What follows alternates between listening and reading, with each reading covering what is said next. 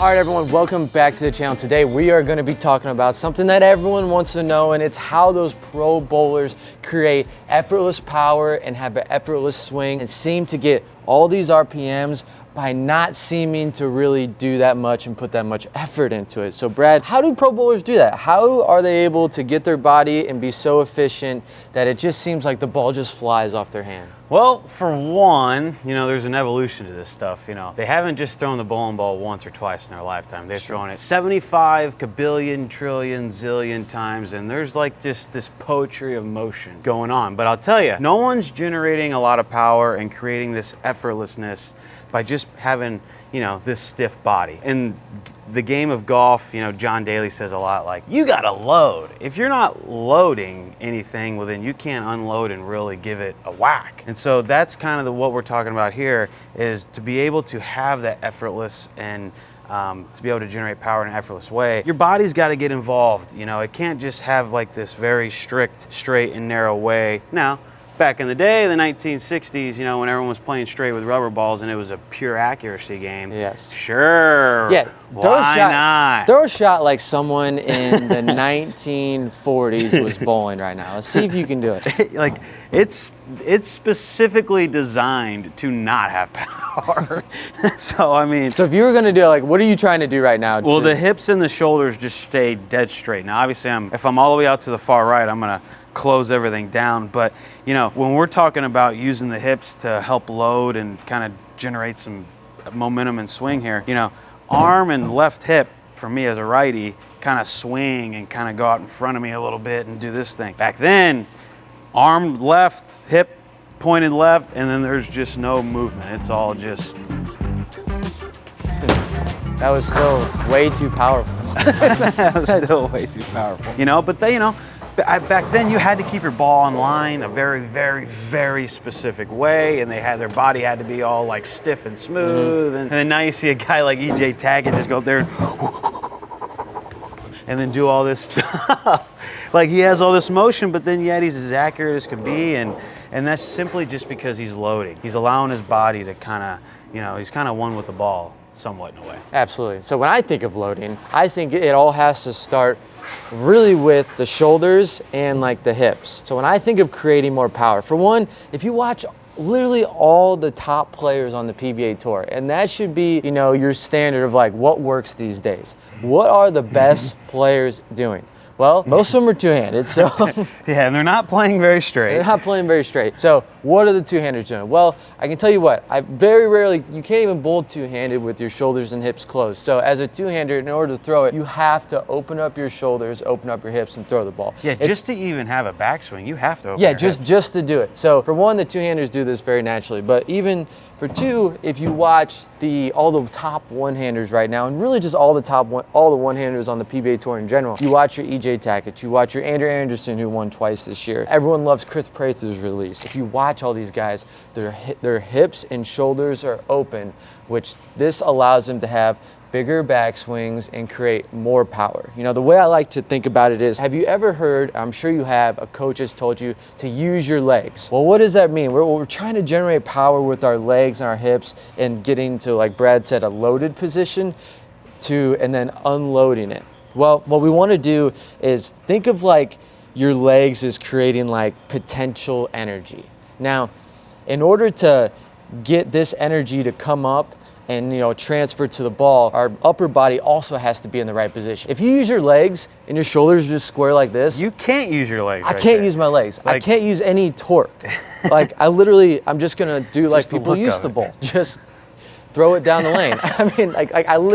I'm trying to think about creating power from this position, and it's possible. And you've heard it too from coaches.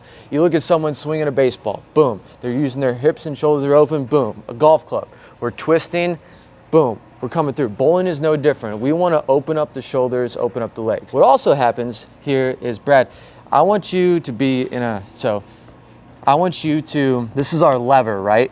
So if you want to create a high backswing with your shoulders closed, you can't even do it. I'm gonna break your shoulder if I go up any further than that. But as soon as you open your shoulder, now his backswing can go up super high. So what basically happens is we want to use our legs and all the energy's coming up, and this is our lever. And we want to get our lever in the proper position, that way it can just unload at the bottom. Yep. And that's how I think of power. I think of, okay, I got to get everything open and then I got to shut it down. Now here's the kicker. Let's say we're amateur bowler going into practice and we want to work on this. You know, we want to kind of work on the whole swing portion of this. It's easy to go in there and practice and, you know, take your warm-up steps, you know, break it down, do a couple foul line drills. You ain't got to do a full approach working on, you know, but we're opening up, and that could really open up the idea of us throwing it to the right and missing to the right. Correct. So on the second portion of this, is there something you think of to make sure that we get our hips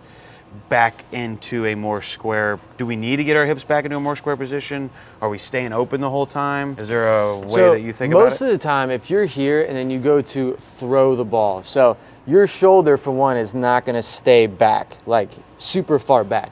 If you're in an open position, you're gonna, you know, the weight of the ball is going to, you know, carry your hip and your shoulder close to an extent. You're not gonna be open here and then throw it like this, right? Yeah. So a lot of times gravity is just gonna do it. The biggest thing a lot of times in bowling is we just have to get to the right position. You know, you hear so many people in bowling talk about, like, and I'm a big proponent of this, is if I can get my first 2 steps, like the beginning of my approach, and basically just get into the right position, everything else just then I can just unload. Then I can just do my thing. So it's more about learning to get in that position and then letting your body just do what it can do. You know, that's kind of it's a really interesting concept, because if you look at the top players in the world and how they generate power, they're not generating power in the last step, in the last portion, in the release. All of that power and effortness comes from the first 4 steps. So think of your first 80% of your approach, the first, second, third, fourth, whatever steps you have. Think of the first 80% as your power meter.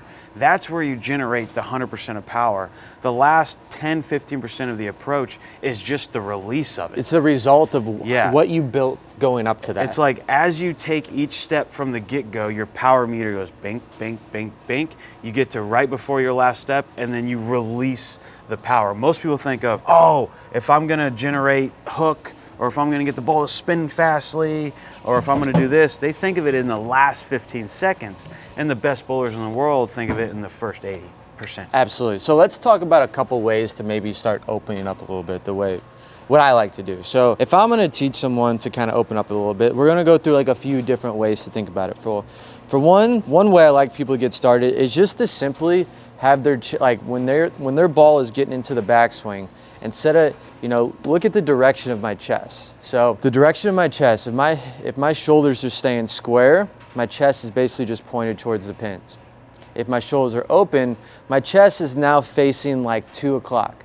Now, a lot of times we have to over exaggerate things to feel. So I'll have people get their chest to feel like it's pointed at, if we're looking at a clock, it's pointed at 3 o'clock. So I'm gonna try a shot here. So I would just simply say, as you're bringing the ball back and your ball gets into the backswing, I want your chest basically pointed at 3 o'clock or the wall over there, and that's naturally gonna have your shoulders now open up.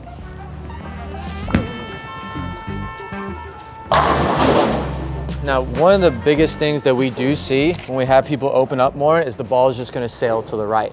And that's okay, you have to get used to it. This isn't like a one-time thing, I'm gonna open up my shoulders and all of a sudden I'm gonna have more power. We're still gonna have to work on timing, work on other things, but it's more like this is a core principle. You can't have power if you just go up there and just keep your shoulders and hips closed and just toss them. It's also very hard. Watch out there, bud. It's also very hard. Listen, it's very hard to be a good bowler and to not at least work on this at some point. Being a good bowler means you can dance with a bowling ball. It's you, your body, and a bowling ball, and you know what to do. You're not gonna be a great bowler just doing one thing over. It's just not. So even if, you know, this isn't necessarily something that you think you need to work on, a good bowler can do these kinds of things. They can manipulate their body, and they're comfortable and good with a bowling ball. And when you practice a lot, when you know, this is stuff like opening up your hips and shoulders is just like you said, it's a core principle part of the game. Like, it's just something you're gonna have to do if you want to be a pretty good bowler. Correct. And you don't have to do it a ton. It's not like you got to be the maximum out there. Yeah, you don't have to have your hips and shoulders, your shoulders completely open.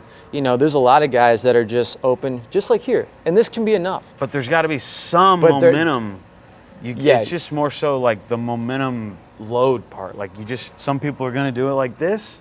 Some people are gonna do it like this when they have super open angles, and then some people are gonna do it like this when they're playing a closed angle. That's part of it too. We're not looking for maximum here. It's just the overall idea of, hey, we gotta do some of this. Correct. Whether that's a little bit or a lot, there's got to be some part. And then, Brad, let's talk about another way here to get. So go ahead and grab your ball. I'm looking for the one with a thumb in it.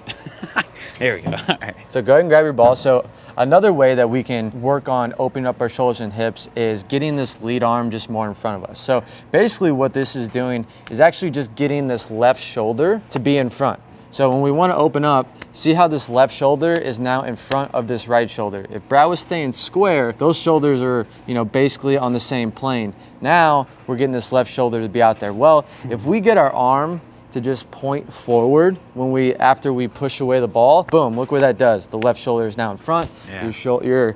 Your chest plate is now facing that wall over there. So try a shot there. Try a shot like So I'm not necessarily thinking about my hips.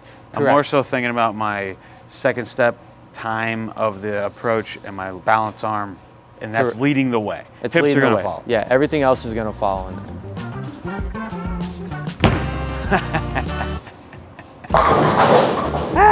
Lean on it. I just immediately felt more rhythm. I don't know, like that. When you're bowling good and you're just up there moving. And everything you got light feet. You got light feet. Like honestly, just that little bit of positioning with that, it felt like there was a little bit of a slot here. Yeah. Didn't feel as like jaggedy. Kind of just felt rhythmic. Yeah, a lot of times when we're seeing bowlers start out, just in general, you're gonna see a lot of forms really like this that are, they're just set up very square, and then you're gonna see, I'm gonna try to keep square shoulders here, but you're gonna see, some form of approach, square, low backswing, and then just like a toss. Yeah, and then they get stuck in this mode where they try and be too perfect, they try and be like too accurate or whatever, and they're really just missing the whole swing portion of the game. The whole swing portion, because like we said, your shoulder just doesn't move. It won't go up any further if we're keeping our shoulders square. But now we get on this plane, now my arm can go, as high as I would want it to. And we don't have to have these crazy high backswings, but we need to have some form of a backswing so we can load and then follow through. All right, there you have it, a video on how you can generate some effortless power. Now, Kyle, we're not telling everybody to just, never be straight and stiff and all that stuff. Sure, if you want to hit the one board every single time, we're going to teach you how to do that, but the game is about power. These guys, they just make the pins go crazy and they play all these big angles. Yeah, what I am telling you is the top 30 on the PBA Tour have 500 rev rates. Yeah, they don't keep their shoulders closed and work on accuracy.